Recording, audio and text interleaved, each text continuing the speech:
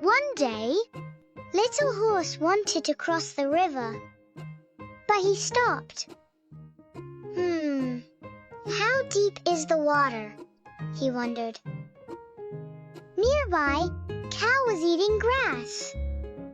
It's not deep, said Cow. Look, the water only reaches my legs.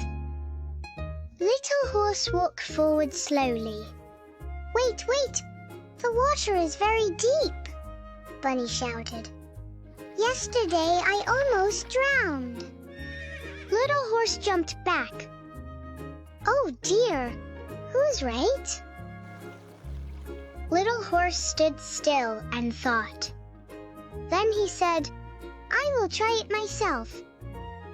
He carefully put one hoof into the water. Oh, it's not too deep. Step by step, he walked across. On the other side, Little Horse smiled. Sometimes, you must try it yourself. Like and follow.